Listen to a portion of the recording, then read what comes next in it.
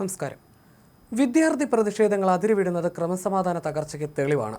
മുഖ്യമന്ത്രി പിണറായി വിജയൻ അമേരിക്കയിലാണ്. അതിനിടെ വിദ്യാർത്ഥികൾ എല്ലാ അർത്ഥത്തിലും കേരള സർവകലാശാലയിലേക്ക് ഇരച്ചു കയറി. ജനലിൽ കൂടി കവർച്ചക്കാരെ പോലെ സർവകലാശാല ആസ്ഥാനത്തേക്ക് ഇരച്ചു കയറി. പോലീസും വെറും നോക്കുകുത്തിയായി. ഇങ്ങനെ സമരം മുമ്പോട്ട് പോകുന്നത് അത്യാഹിതത്തിലേക്ക് കാര്യങ്ങളെത്തിക്കും. ചൊവ്വാഴ്ചത്തെ സമരം ഇനി ആവർത്തിച്ചുകൂടെന്നാണ് സാരം. ഇതിന് CPM നേതാക്കൾ മുൻകൈ എടുക്കണം. 2 പതിറ്റാണ്ട് മുമ്പ് പുറത്തിറങ്ങിയ ഷാജി കൈലാസ് ചിത്രമായ തലസ്ഥാനം പറഞ്ഞത് വിദ്യാർത്ഥി സമരത്തിന് പിന്നിലെ കാണാക്കളികളാണ്. നരേന്ദ്രപ്രസാദിന്റെ ആ സിനിമയിലെ കഥാപാത്രത്തെ പോലൊരാൾ ഇപ്പോഴും സമരത്തെ നിയന്ത്രിക്കുന്നുവോ എന്ന സംശയം ഉയർത്തുന്നതാണ് SFI പ്രതിഷേധം.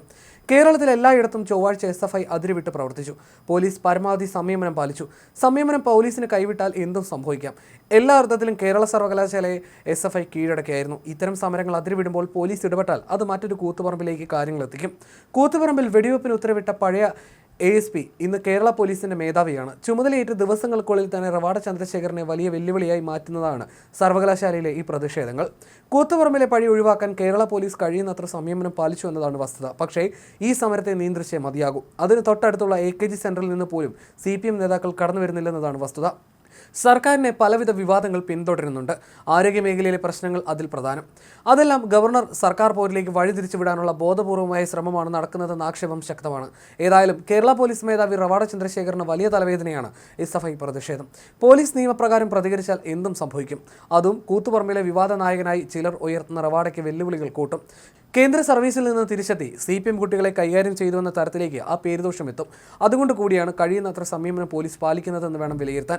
തിരുവനന്തപുരത്ത് അതിരുവിട്ട് SFI പ്രതിഷേധം എല്ലാ അർത്ഥത്തിലും പോലീസിന് വിനയായി മാറി.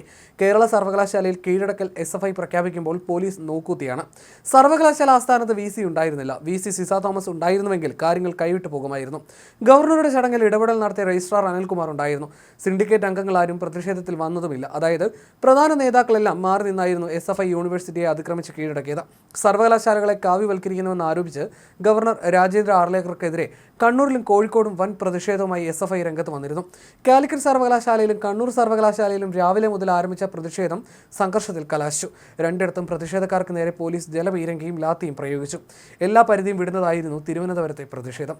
കണ്ണൂർ സർവകലാശാലയിലെ പ്രതിഷേധ മാർച്ച് പോലീസ് ബാരിക്കേഡ് ഉപയോഗിച്ച് തടഞ്ഞെങ്കിലും പ്രവർത്തകർ പിന്മാറാൻ തയ്യാറായില്ല. പിന്നാലെ പോലീസ് ജലപീരങ്കി പ്രയോഗിച്ചു. അതേസമയം കേരള സർവകലാശാല സിൻഡിക്കേറ്റിനും രജിസ്ട്രാർക്കുമെതിരെ ഗവർണർ നടപടിയെടുക്കുമെന്നാണ് സൂചന. KS അനിൽകുമാറിനെ രജിസ്ട്രാറുടെ ചുമതലയിൽ നിന്ന് നീക്കാനാണ് രാജ്ഭവന്റെ ആലോചന. ഇത് സംബന്ധിച്ച് നിയമോപദേശമടക്കം രാജ്ഭവൻ തേടിയിട്ടുണ്ട്. വൈസ് ചാൻസലർ സിസ തോമസിന്റെ റിപ്പോർട്ടിന്റെ അടിസ്ഥാനത്തിലാണ് ചാൻസലർ നടപടിയിലേക്ക് നീങ്ങുന്നത്. സസ്പെൻഷൻ റദ്ദാക്കിയ സിൻഡിക്കേറ്റ് തീരുമാനപ്രകാരം രാവിലെ തന്നെ KS അനിൽകുമാർ രജിസ്ട്രാറുടെ ചുമതല ഏറ്റെടുത്തിരുന്നു. സിൻഡിക്കേറ്റിനെയും ഗവർണർ പിരിച്ചുവിട്ടേക്കും. അങ്ങനെ വലിയ ഏറ്റുമുട്ടലിലേക്കും നിയമയുദ്ധത്തിലേക്കും കാര്യങ്ങളെത്തും.